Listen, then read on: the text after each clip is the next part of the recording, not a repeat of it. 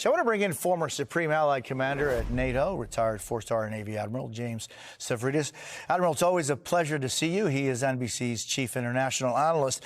Just thinking, what are your thoughts on, let's talk about, for example, Putin heading to North Korea. Why do you think he'd be going there now?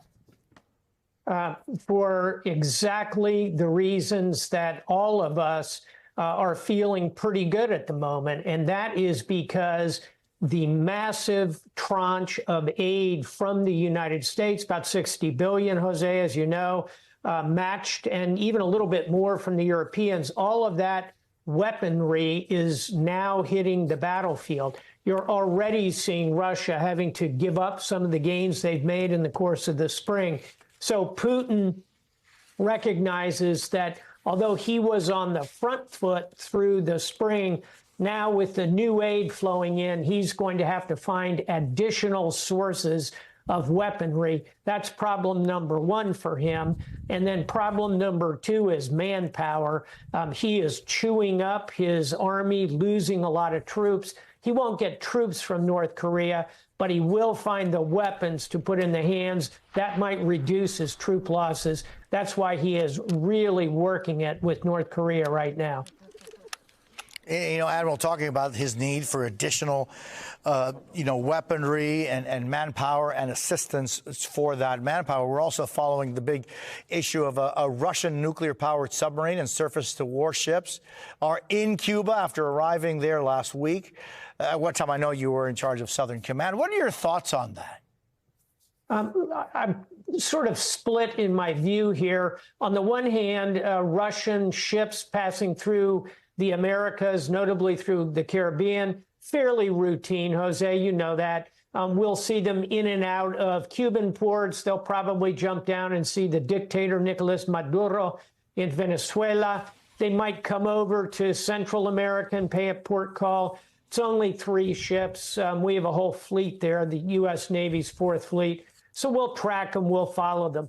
On the other hand, we ought to recognize this is Putin responding to the U.S. saying to the Ukrainians, use our weapons, U.S. weapons, inside Russia. So Putin is sending a little bit of a signal here that, hey, I've got friends near you. I could use weapons from their bases in Cuba. So it's a bit of a mixed signal. Final thought, Jose, back to manpower.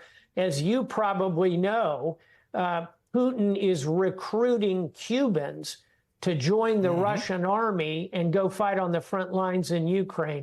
I hope the Cuban people are smart enough to reject that.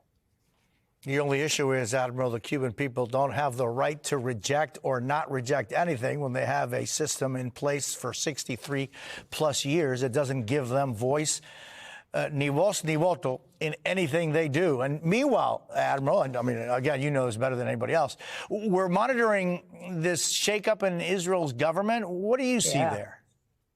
I think without question, this is bad news for Netanyahu because he's lost the 2 most capable members of that cabinet. Only had 5 people in it. The 2 who left are former General Benny Gantz, the head of the Israeli Defense Forces, and former General Gadi Eshkanat, who also was a head of the Israeli Defense Force. So all that uniformed experience, which I think was helping guide the military side of this campaign, is departing in frustration with Netanyahu. He had to dissolve it because his far right, which is the very dangerous side of his coalition to any kind of peace effort or ceasefire, would have demanded those seats.